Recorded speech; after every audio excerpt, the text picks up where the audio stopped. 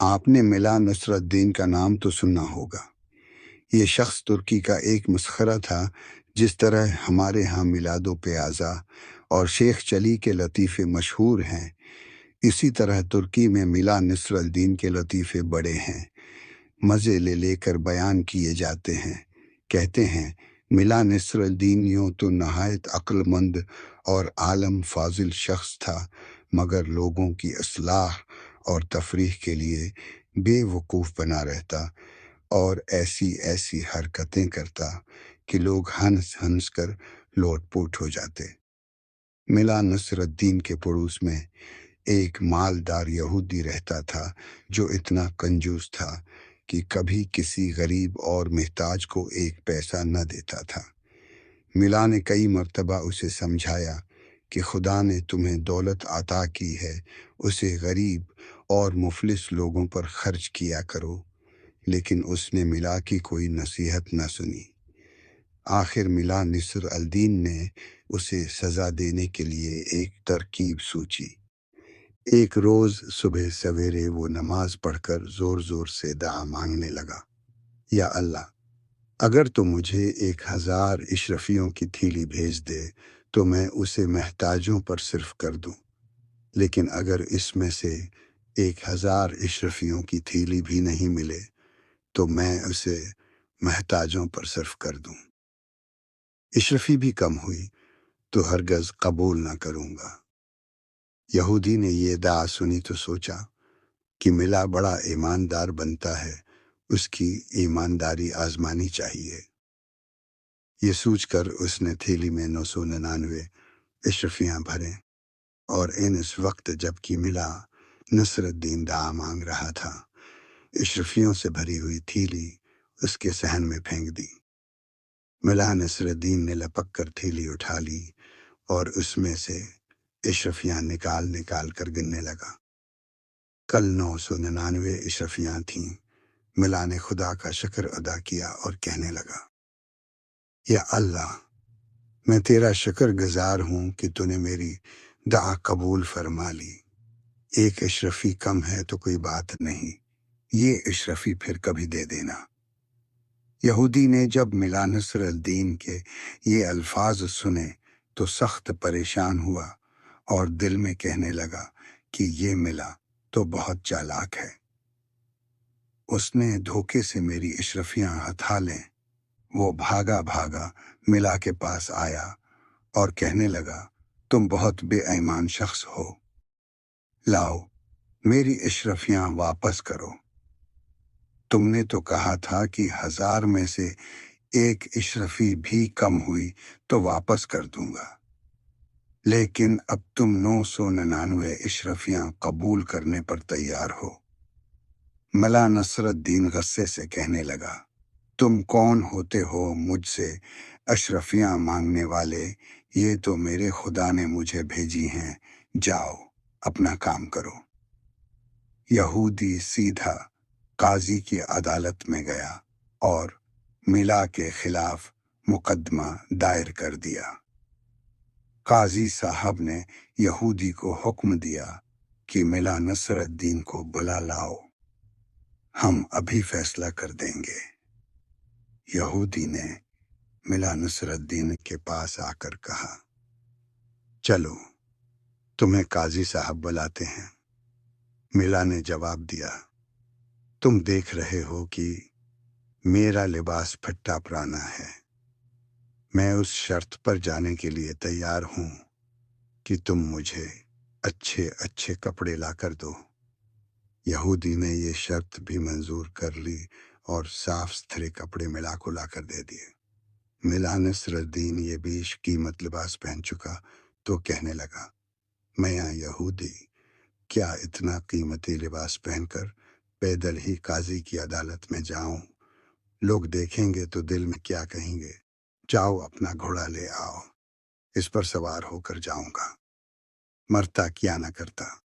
یہودی نے اپنا گھوڑا بھی ملا کے حوالے کر دیا اور ملا صاحب نہایت شان و شوکت سے گھوڑے پر سوار ہو کر قاضی کی عدالت میں پہنچے۔ مقدمہ پیش ہوا۔ قاضی صاحب نے دونوں کو غور سے دیکھا मिला नसरुद्दीन का कीमती लिबास और सवारी का घोड़ा भी उन्होंने देखा, और यहूदी का लिबास भी, और ये भी महसूस किया कि वो पैदल आया है। यहूदी ने जब सारा किस्सा सुनाया तो काजी साहब ने मिला नसरुद्दीन से पूछा, मिला साहब, तुम उसके इल्ज़ाम का क्या जवाब देते हो? मिला ने जवाब दिया, हुजूर, ये यहूदी मेरा पड़ोसी है और बड़ा झूठा शख्स है। अभी तो ये कहता है कि मैंने उसकी 999 अशरफियाँ हथिया ली हैं, और कुछ देर बाद कहेगा कि ये लिबास जो मैं पहने हुए हूँ वो भी उसे का है। ये सुनते ही यहूदी चला उठा, हाँ जनाब, ये लिबास भी मेरा है, मैंने उसे पहनने के लिए दिया था। मिला ने कहा, सुन लिया आपने, ये घोड़ा भी उसका हो गया, और अभी देखिए ये कह देगा कि घोड़ा भी उसी का है। यहूदी गुस्से से चीख उठा, हाँ हुजूर, ये घोड़ा भी मेरा ही है, मिला ने मुझसे सवारी के लिए मांगा था। काजी ने जो ये बातें सुने तो यहूदी को डांट फटकार कर निकाल दिया और मुकद्दमा खारिज कर दिया। यहूदी रोता पीटता मिला नसरुद्दीन के घर पहुंचा और उसकी बड़ी मन्नत समाजत की। मला ने इस शर्त पर उसकी अशरफियाँ लिबास और घोड़ा वापस किया कि वो आधी अशरफियाँ गरीबों में बांट देगा और आइंदा भी नादार लोगों की मदद करता रहेगा। मला नसरुद्दीन के घर में बीरी का एक दरख्त था जिस पर बड़े मीठे बीर लगते थे। वो उन्हें देख देख कर बड़ा खुश होता और बड़े फख्र से कहा करा कि सारी दुनिया में इतने बड़े और मीठे बीर कहीं नहीं होंगे। एक रोज उसने अच्छे अच्छे बीर छांट कर एक थाली में सजाए थाली सिर पर रखी और बादशाह के महल की तरफ चल दिया कि जाकर उसे ये तहफा दे। रास्ते में बीरों ने थाली के ऊपर लढ़कना और नाचना शुरू कर दिया। मिला को बार बार थाली का तवाज़ुन दुरुस्त करना पड़ता था, मगर बीर थे कि नचले न बैठते थे, कभी इधर को लढ़कते कभी इधर को। मिला बीरों की शरारत से तंग आ गया और एक जगह रखकर कहने लगा, कम बख्तो, अगर तुमने नाचना और लढ़कना बंद न किया तो मैं तुम सबको हड़प कर जाऊंगा। ये कहकर उसने एक मर्तबा फिर तरतीब से बीरों को रखा और थाली सिर पर रखकर आगे चल पड़ा। लेकिन बीरों ने फिर थरकना शुरू कर दिया। अब तो मिला को बड़ा तीश आया। रास्ते ही में एक दरख्त के नीचे बैठ गया और कहने लगा, अच्छा कम बख्तो, तुम यूं न मानोगे लो, अब तमाशा देखो। ये कहकर उसने एक एक करके बीरों को खाना शुरू कर दिया। जब एक बेर बाकी रह गया तो मिला ने उससे कहा, अगर तुम्हें एक मौका और दिया जाए तो क्या खामोश से चलोगे? बेचारा बीर अपने साथियों का हश्र देख चुका था, इसलिए वो चुपचाप थाली में पड़ा रहा और मिला नसरुद्दीन उसे लेकर बादशाह के दरबार में पहुंच गया। इस रोज बादशाह सलामत का मूड बहुत अच्छा था। उन्होंने मिला नसरुद्दीन का तहफा मज़े ले लेकर खाया और खूब तारीफ की। फिर मिला ने बादशाह को दिलचस्प लतीफ़े सुनाए जिन्हें सुनकर उसके पीठ में बल पड़ गए। शाम हुई तो मिला ने रख्सत होने की इजाज़त तलब की। बादशाह ने उसकी थाली हेरों जवाहरात से भर दी और मिला हंसी खुशी घर आ गया। एक हफ्ते तक वो बड़ा खुश रहा। उसके बाद फिर उसे हेरों का लालच हुआ। वो सोचने लगा कि उस मर्तबा बादशाह सलामत के लिए क्या चीज़ ले जाऊं। यकाएक उसकी नज़र अपने घर में लगे हुए सरख सरख चकंदरों पर पड़ी। मिला खुश से अछल पड़ा और उसने यही तहफा बादशाह के पास ले जाने का फैसला कर लिया। उसने जल्दी जल्दी ढेर सारे चकंदर तोड़कर अपनी थाली में सजाए थाली को सिर पर रखा اور بادشاہ کے محل کی طرف چل پڑا۔ راستے میں اسے ایک دوست ملا جس کا نام حسن تھا۔ اس نے پوچھا، ملا صاحب، اتنے شاندار چقندر تم کس کے لیے لے جا رہے ہو؟ بادشاہ سلامت کو تحفے میں دینے کے لیے۔ تحفہ اور وہ بھی چقندروں کا؟ ملا جی، تمہارا دماغ تو نہیں چل گیا؟ حسن نے کہا۔ کیوں؟ کیا ہوا؟